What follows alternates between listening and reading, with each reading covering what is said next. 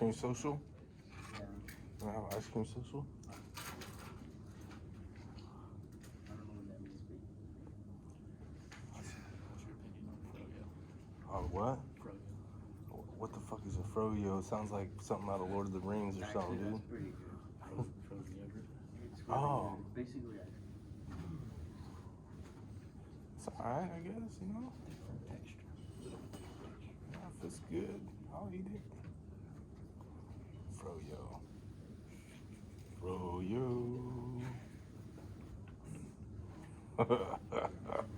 So this problem on is normally I would do an example similar to this problem in class, but I kind of cut it for short on time. But we can go over this.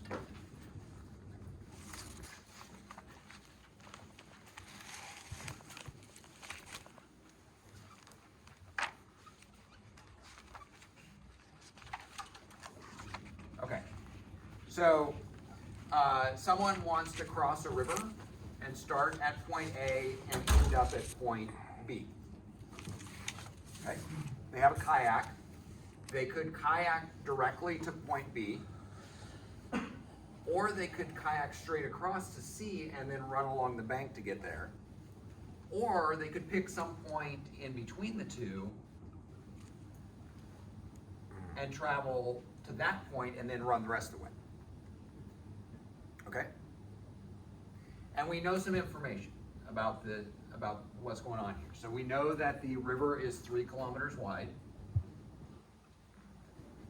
And we know that this distance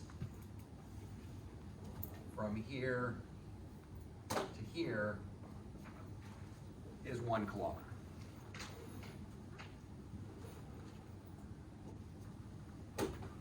Okay? And then also we row at 6 kilometers per hour and run at 8 kilometers per hour. Okay? So we kind of have like a little give and take going on here. The person could row directly to B. That's the shortest path, right? But it also makes them stay on the river the whole time, and they're slower on the river than they are on land. Okay? The other option is to get off the river as quick as possible and then run the rest of the way. And they spend more time running, less time rowing. However, the distance is longer that way. And our goal is to find where along the bank should they land to get the shortest amount of time. Does the problem make sense, everybody? And why it might vary depending on their overall time might vary, and it might not necessarily be optimal to go straight at it. Okay, so first thing we need to do is we need to assign variables. What could change in this picture?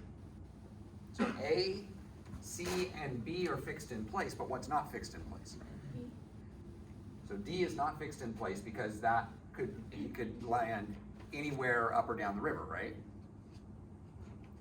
So we need to assign a variable to either to this or this here. So I'm just going to assign it here. I'm going to put an X.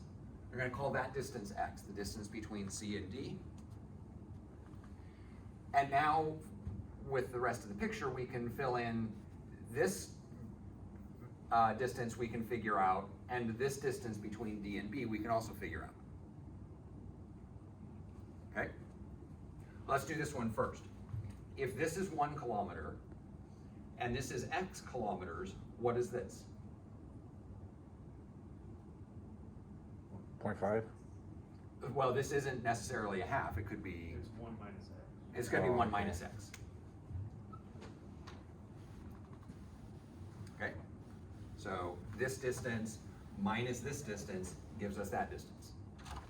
So if this was, say, 7 and this was 4, this one would be 3. Okay? What about this distance here?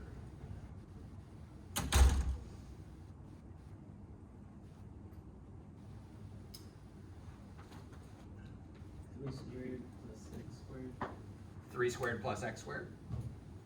equals equals c squared, so we take the square root of that. So that's just Pythagorean theorem.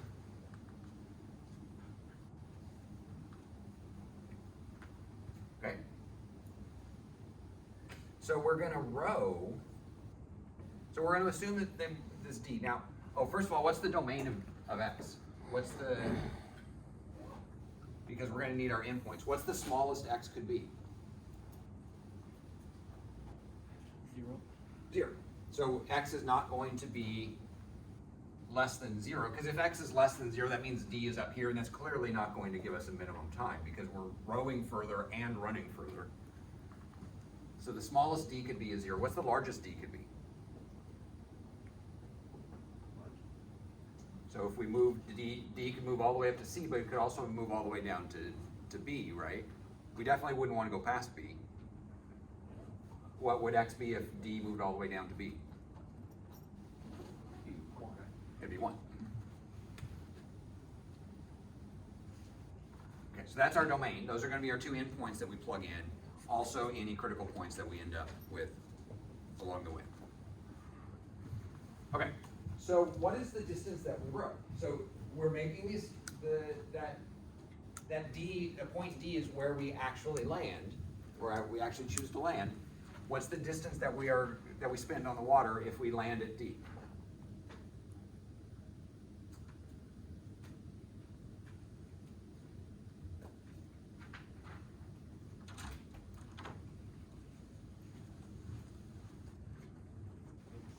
So this is our path going from here to here to here.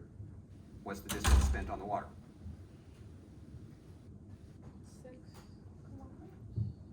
So this is our time on, this is our distance on the water, right? So do 1 minus x minus. Well, no, on the water is just this piece of it, which we've already labeled as that value. So we row a distance of that. What about run? How long is the length of the run part of it? If we land at D and run to B, what is that going to be? So 1 minus x? 1 minus x.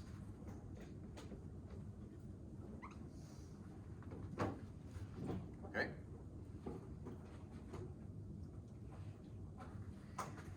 And the equation that governs these is distance equals rate times time.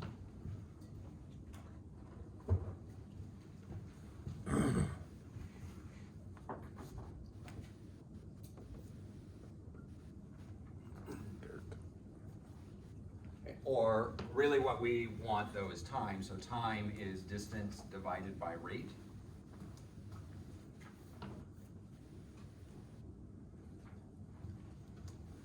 So this is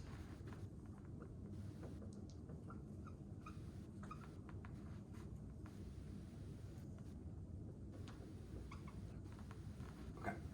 So this is the distance that we row and the distance that we run. What's the time that we row? If time is distance divided by rate, that's our distance, that's our rate. What's the time going to be for the rowing?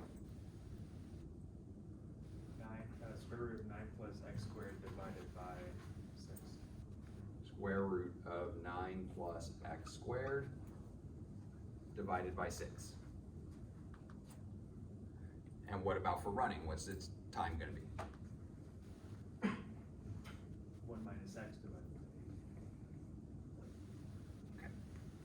So our time, which I will label it as t, is going to be the row time plus the run time.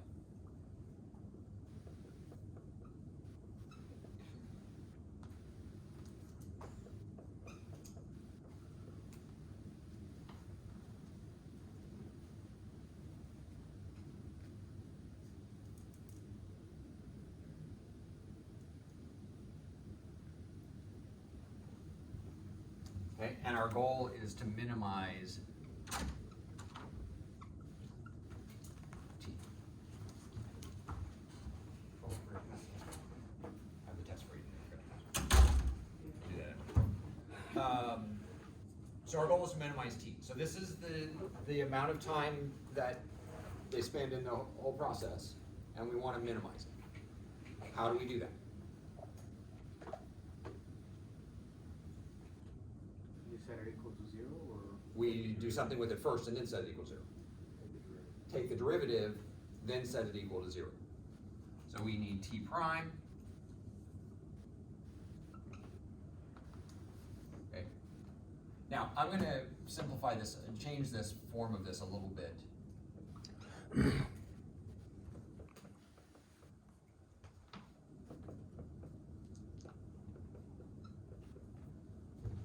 To make the derivative a little bit easier to do.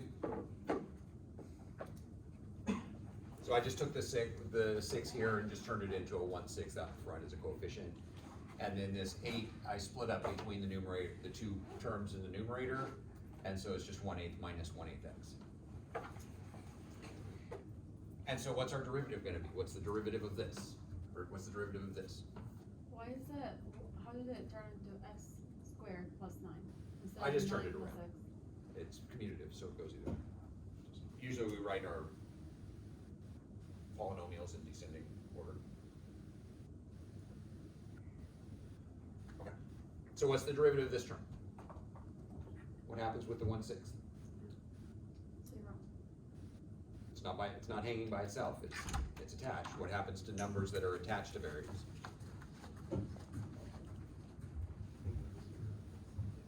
If they're 0, if they're free floating, there's an x in that term, so it's. Product rule? We don't need the product rule because there's only one variable. Nothing, And what if we had 4x? And what happened if I took the derivative of this? What would we get? 4. 4. The 4 is going to stay. Or if we had 5e to the x or 7 cosine x, what happens to these numbers when they're attached? They just stay the way they are.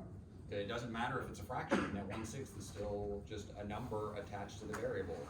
So it's going to stay the way it is. This is going to be 1/6. And what is the derivative of square root of x squared plus 9? What's the derivative of a square root? 1 over 2x squared. 1 over 2 square roots. Mhm. But since we have junk inside there, what do we have to do? Take the derivative of the junk, because we're doing a chain ruler, so it's going to be 2x. Okay? Is everybody okay with that term? What's the derivative of 1/8? 0. That one's 0. That one's not attached to a variable, so it just goes away. Derivative of this one? 1/8. Minus 1/8. Okay, and so let's do a little bit of simplifying here. Those cancel. This is going to be x over 6 square root x squared plus 9 minus 1/8.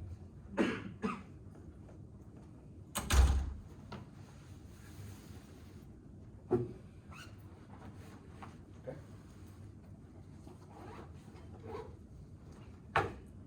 And now what do we do with this?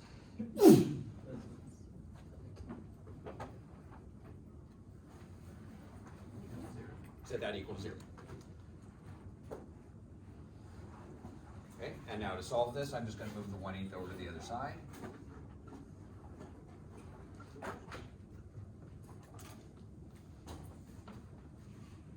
And then cross multiply.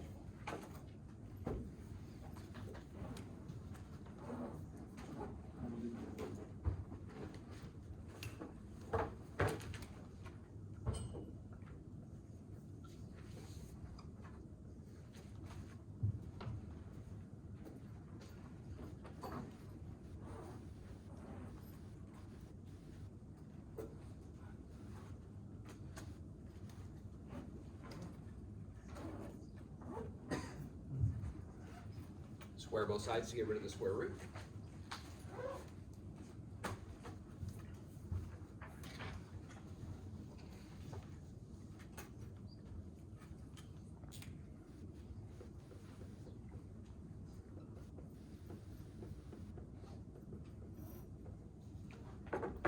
Square root goes away, everything else squares. And so now we have 64x squared equals 36x squared plus, somebody have a calculator, wanna do 9 times 36? 324. 324? Okay.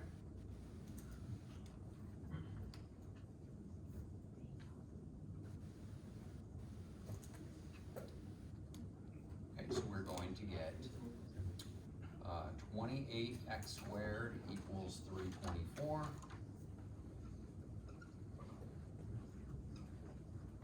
And so x equals plus or minus square root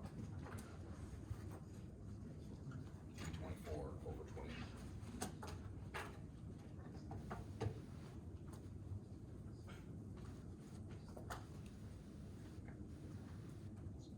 So we want to do this, give me a decimal there.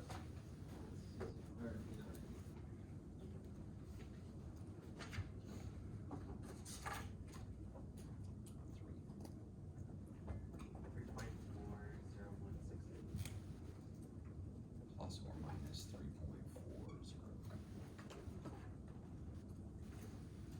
Okay, so now that we have taken the derivative set it equal to 0, what do we do with it?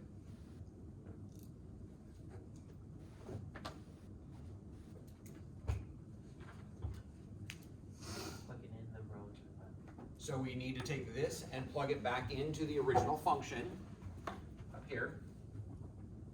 But also we need to plug in our endpoints of our domain.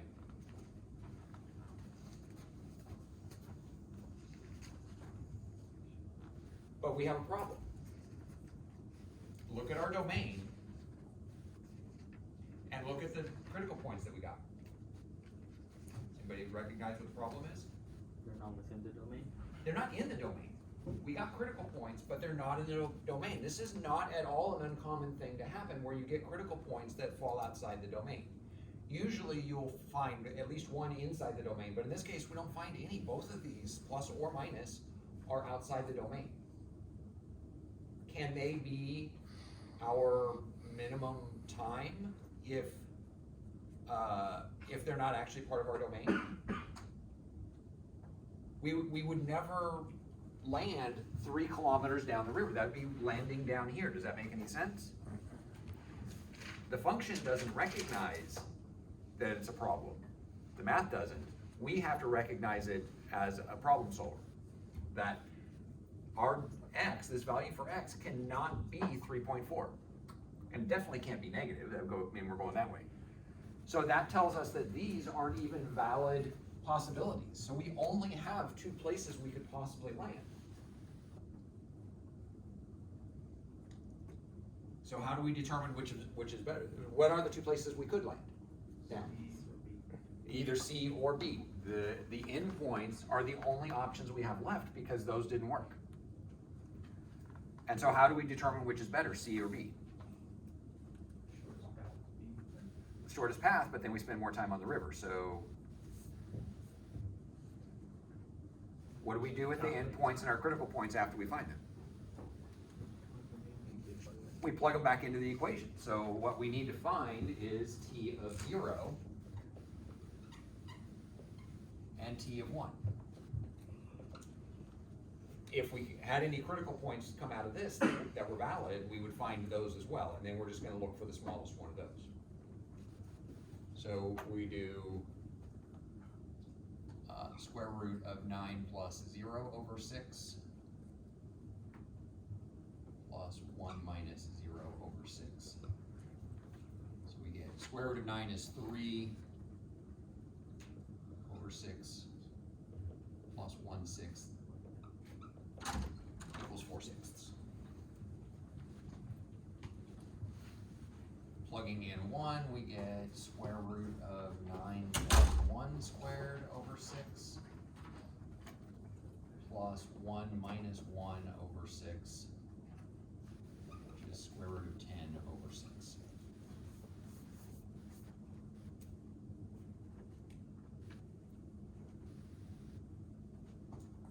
And which of these is smaller?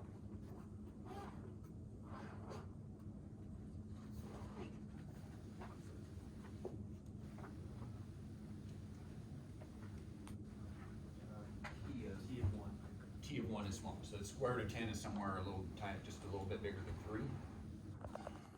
So this is just a tiny bit over 3/6. This is 4/6. So this one's the small one, which means we should go directly to B. Okay. The example that I skipped over in class last time was exactly the same, except for this distance was a lot longer, so it was like down here. And then what happens is, if you go down far enough, that makes the domain bigger, and it's big enough to catch that point, and then that point ends up being the critical point. If this distance here is long enough to capture the critical point ends up being the minimum. Yeah. Why did you put the second part over 6 instead of over 8? Great.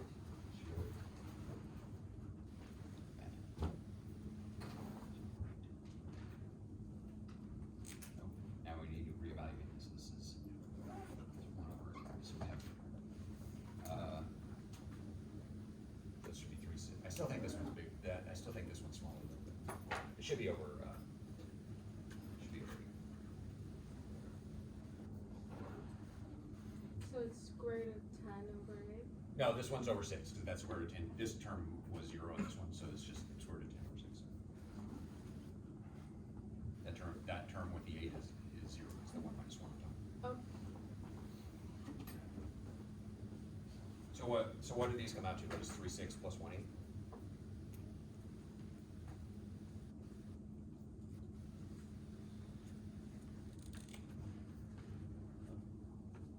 five over 8? 5 over 8. What is it as a, so 0.625? So 0.625 is. 625, okay. Okay. Then what is square root of 10 over 6?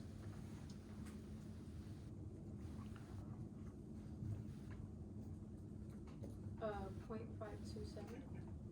527. Okay. So this one ended up with the lower time, so that's the one. So we want to go directly. Okay. Any questions about this? Definitely not giving you one like this on the test.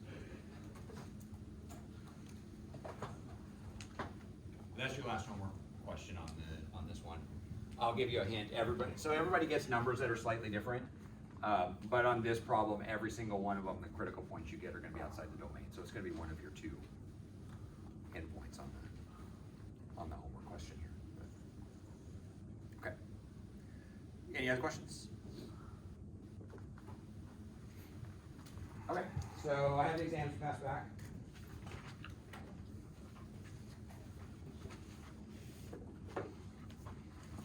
Anna? Hassan? I don't know. Simon? Fucking dumpster fire, dude. That's all I know. Isabella?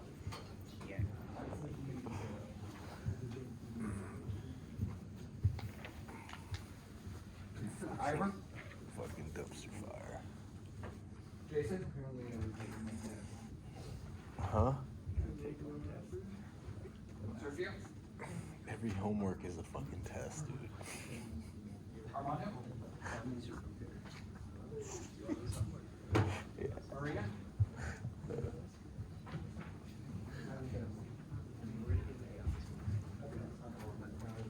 Jonathan? Face down, please. Jennifer? Oh, you want some help turning anything down, dude? You want some help Raymond? pass that shit out, dude?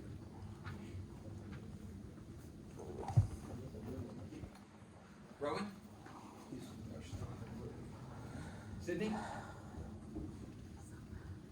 Owen? Jose?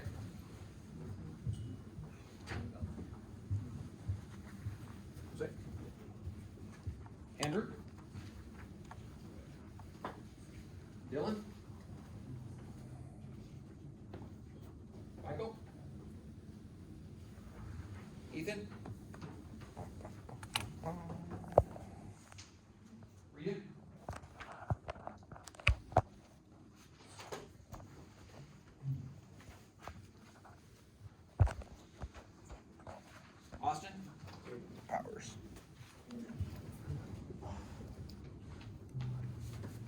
Kiami? Use it?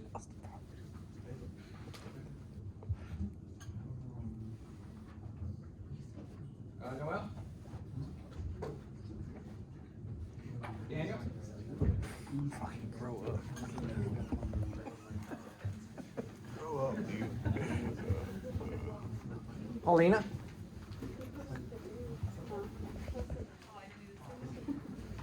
Jacob?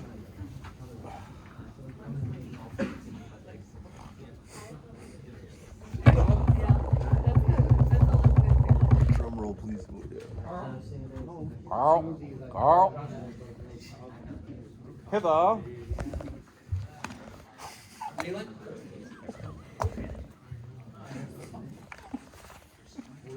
Liam?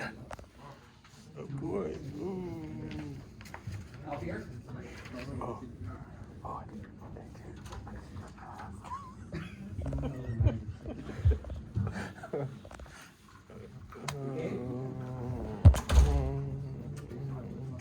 Huh? Yeah. No way, dude. Peter? Tyler?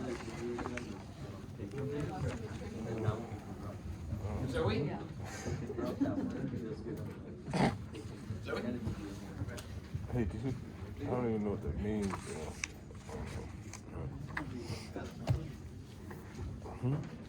Rima? Probably pencil whipped you a little bit, dude.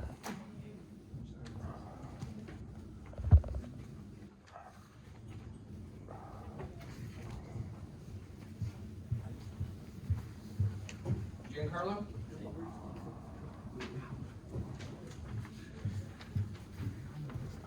Liana? Ethan?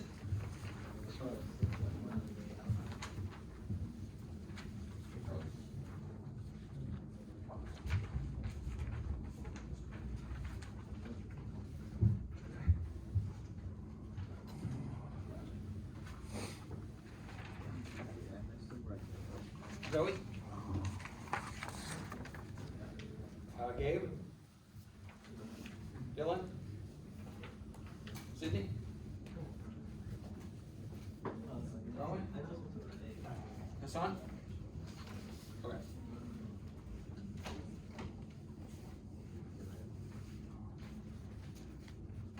Okay.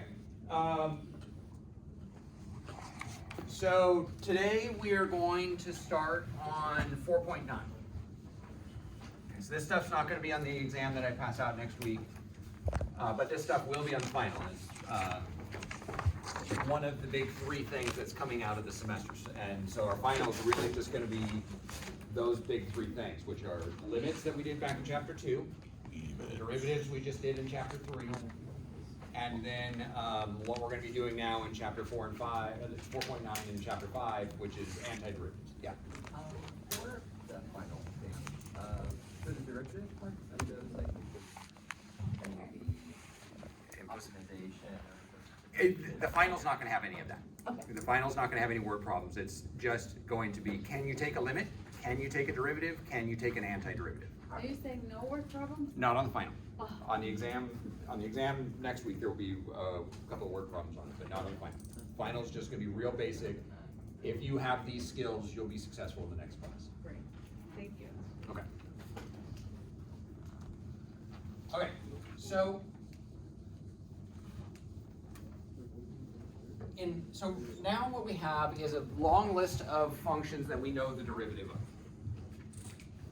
So like d by dx of a constant is 0, d by dx of cx equals c, x to the n equals x to the n minus 1.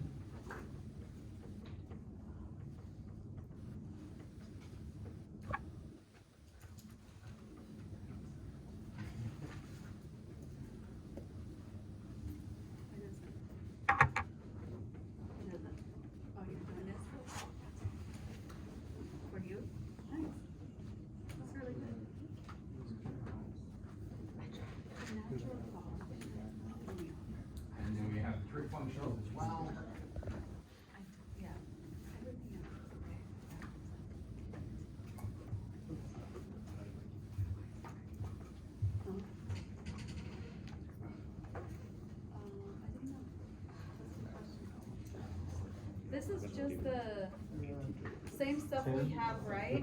This is the same list we had back in chapter 3. Okay. I bet, dude.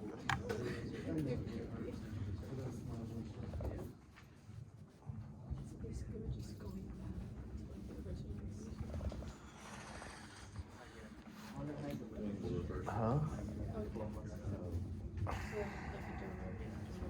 Is it a B? What is it, dude? Okay, we also have the inverse trig function. I'm not gonna write those here. Hmm? So, we have that list of derivatives. And so if I gave you a function, we could take the derivative of it. But what if we want to go the other way? What if I told you that f prime of x equals cosine x?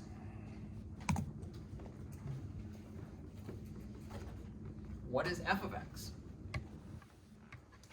We want to find the function whose derivative is cosine x. We go the opposite, right? We're going the opposite way, yeah. So look up there, what function has cosine x as its derivative? Sine x. So f of x equals sine x. And this is how this process is going to work. How we're going to use these formulas is we will be given something on this side of them, and the answer is going to be what's inside the parentheses. Does that make sense, everybody? Say that again, please. So we are going to be given the functions on this side, and the answer is going to be what's inside the parentheses. Okay, so when we are given cosine x, we're going to come over to this list and we're going to look for cosine x out here, which is there, and then the answer is what's inside. Okay, does everybody see that? Is this the only function that will work? Or are there other functions that also give us cosine x as an answer? If we're going based off of that, no. There's nothing else over there, but are there any other functions that, anything we can do to this and still not change the derivative of it? Sine of x plus 1. If we did sine of x plus 1 and took the derivative of this, we would still get cosine x as our answer. Does everybody see that?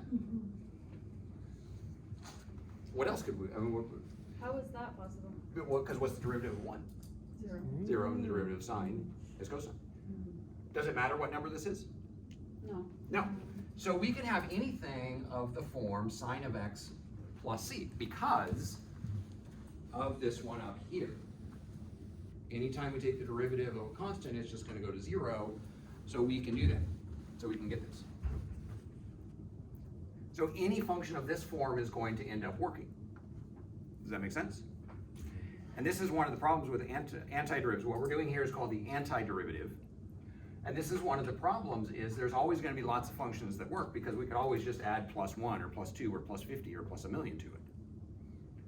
So we never get a single answer. We get this, what's called a family of curves where we get a whole bunch of them. Okay, is everybody okay with that? Now, I want to ask, are there any other functions? Any functions that aren't just going to be sine x plus some constant? Could I add something over here that had x's in it and still end up with this as my derivative? No.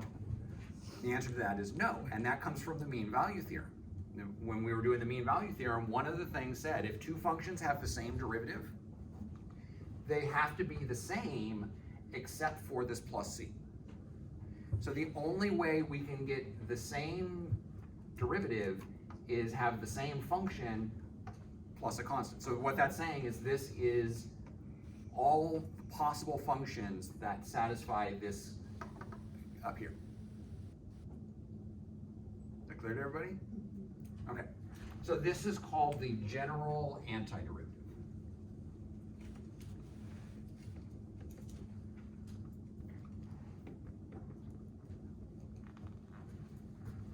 We're not going to use this term very much. Antiderivative we'll use a lot. What the general is referring to is when we find one antiderivative, we can find them all just by adding plus c. Okay? So basically what we're going to be doing is we're gonna be given something on this side of the list, this side or this side, and we're gonna respond with what's inside the parentheses, but then we're always gonna add a plus C to it at the end. Okay, so if I said f prime of x equals e to the x, what is f of x? So look over there, find e to the x on the right side of the equal sign, and then your answer is gonna be what's inside the parentheses. EX. Also e to the x. But what do we have to do to the e to the x when we're doing this process? Plus constant. Plus c.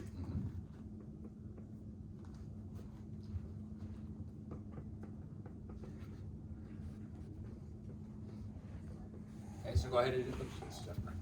So f prime of x equals secant squared of x. Find f. So look over on the list, find it, and then add to it what needs to be added to it.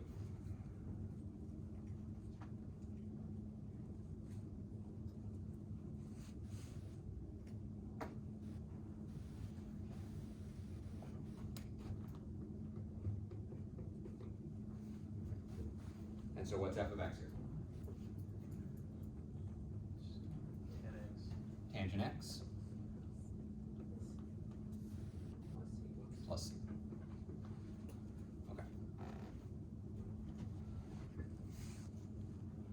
So all of these problems, the instructions would be find the general antiderivative.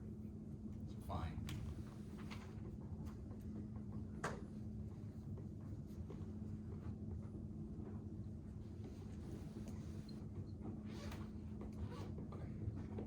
Now, in the book, that's all they're gonna say is, or they'll either say this is f prime of x, find f of x, or find the general antiderivative in 4.9, that's all they do. The book doesn't introduce the notation for this until we get to like 5.3 or 5.4. I'm gonna introduce it now for two reasons. One, I think the sooner you are introduced to the notation, the easier it will be to get used to, because we'll have more practice with it. But also I get tired of writing this, so I'm just going to show you the notation now. So when we say find the general antiderivative, this is what the notation means. Now, it won't make complete sense why the notation is the way it is, but we'll get there by the time the next couple of classes. So if we say find the general antiderivative of, say, g of x.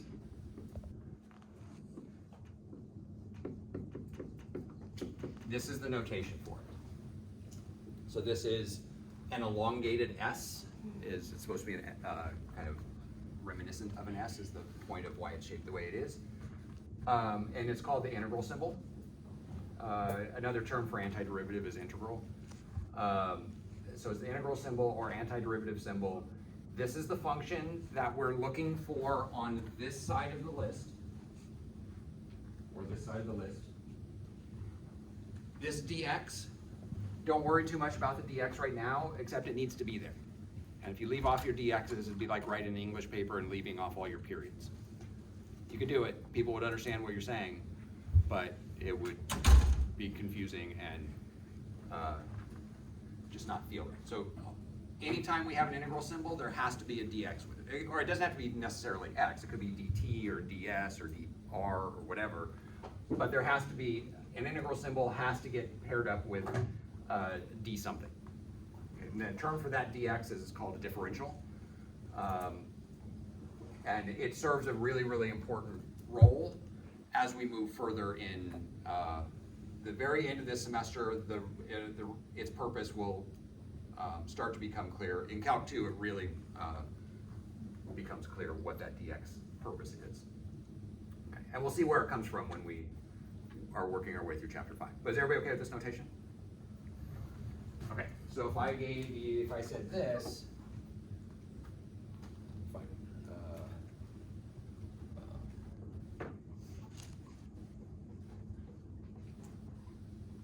okay, so go ahead and evaluate that.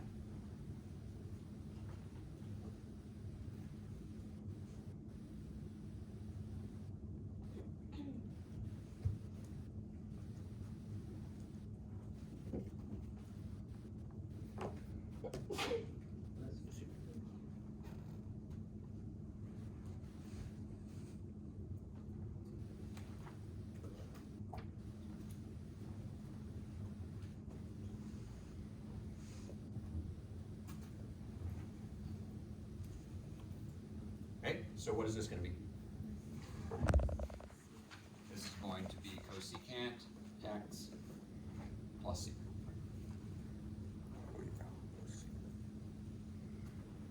Is anybody not clear how we get this?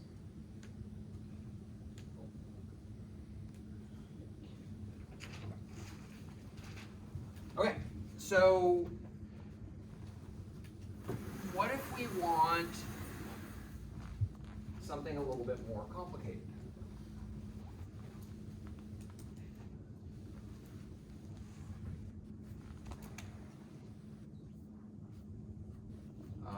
Say we want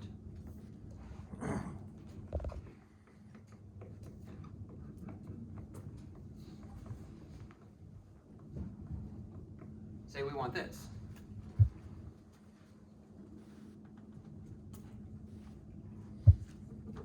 We need a function whose derivative is this whole thing.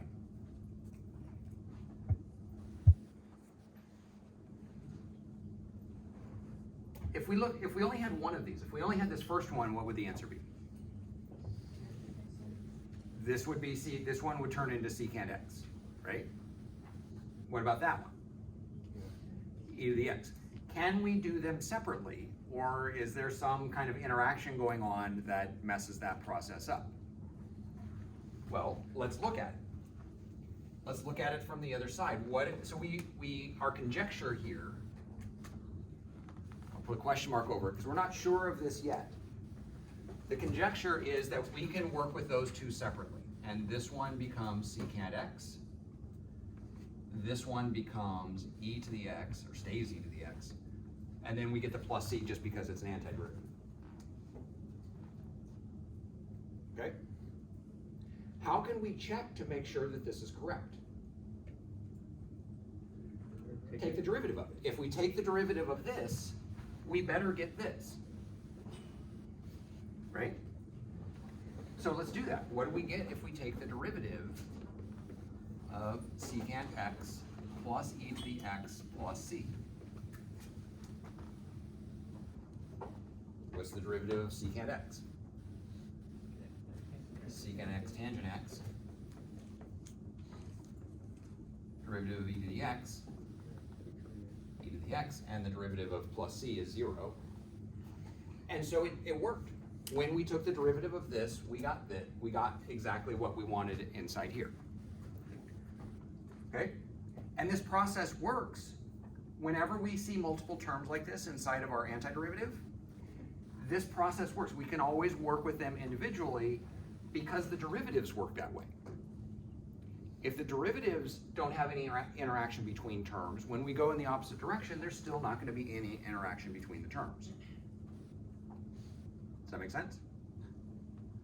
Okay, and so this gives us our first rule for antiderivative. So this is going to be the antiderivative of f of x plus g of x equals the antiderivative of f of x dx plus the antiderivative of g of x dx. And what this is saying is, if they're added before we take the antiderivative, we'll get the same answer as if we took the antiderivatives individually and added them after we're done. Does that make sense, everybody? Okay.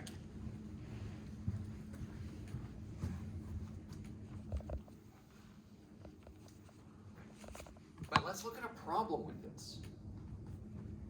What if so according to that rule, we should get exactly the same answer if we did it this way.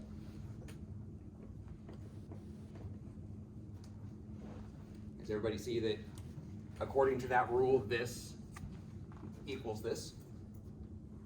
What does this one give us? Secant x This one gives us secant x plus c plus c. What does this one give us? E to the x plus c. Are those equal to each other? No. Oh. Yeah. They're not equal to each other because of the plus c's. How do we reconcile that? Well, well, first off, these C's don't have to be the same. So that C does not have to be this C, so technically this isn't even correct. This should be like a C1 and this should be a C2. Okay, and so now this equals, I'll rearrange things a little bit, secant x plus e to the x plus C1 plus C2.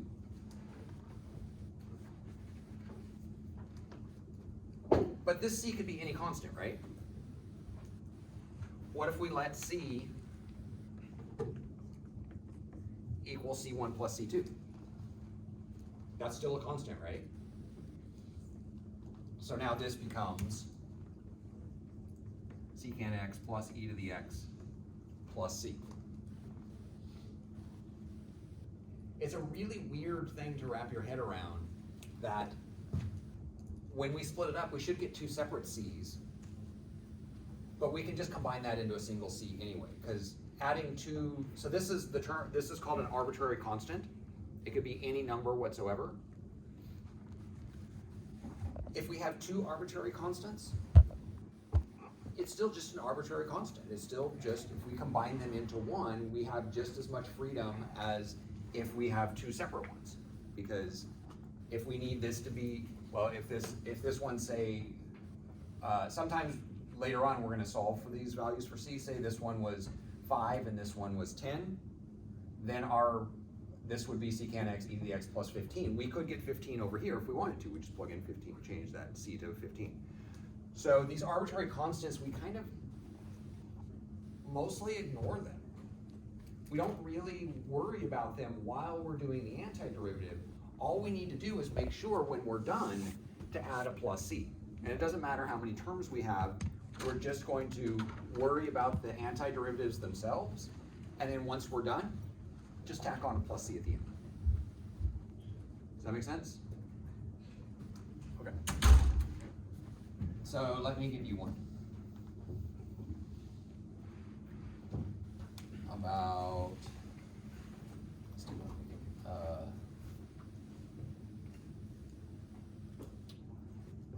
Secant squared x plus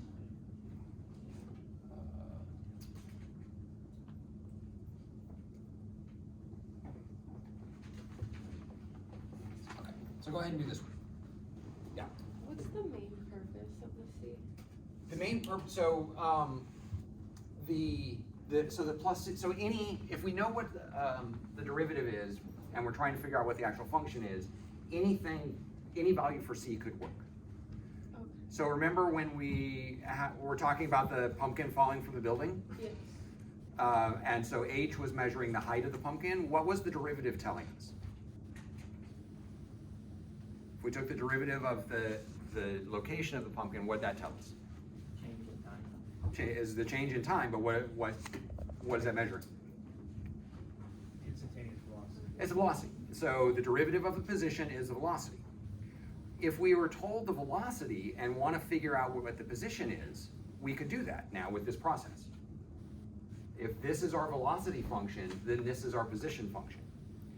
But the problem is, if we know the velocity all the time, our position gives this function, but we don't know where we started.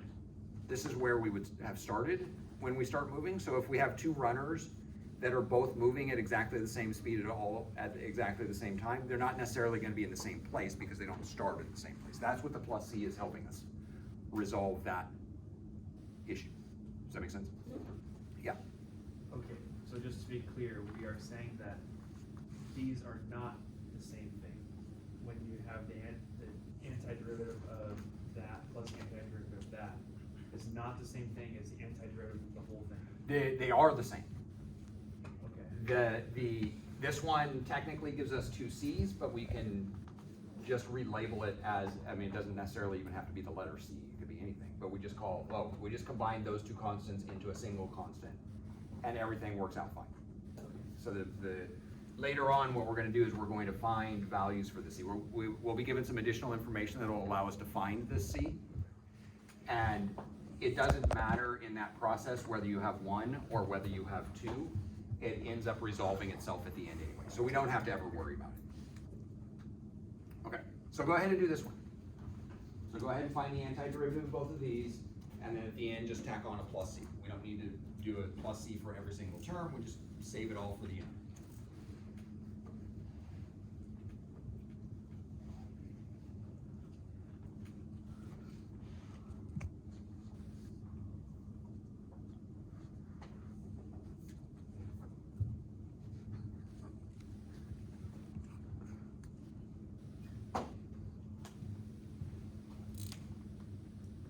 Okay, so what is negative cosecant squared x gonna become?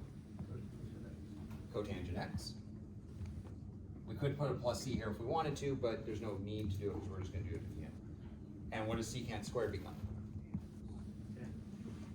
Tangent x. And now, once we've done all of the function parts of it, then we just add the constant in.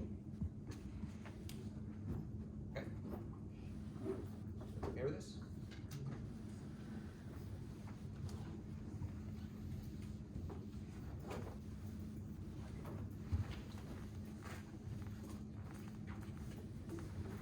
Okay.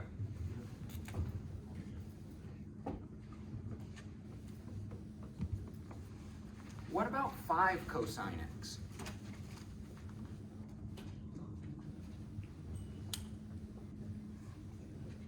So there's no function over here that's 5 cosine x. What's the closest one? Negative sin x. So the closest one would be this one. So remember, we're looking at this side of looking for cosine x on this side of the list, not on this side of the list. And that's this one up here is the closest. But we don't have a 5. What can we do? What can we do with this 5? What do you think happens to it? Stays. So it stays. So our conjecture here, again, this is a conjecture, and we're gonna have to verify this after we're done. So what do you think the answer is gonna be here? It's not negative, so cosine x becomes sine x, not negative sine x. So this is just 5 sine x.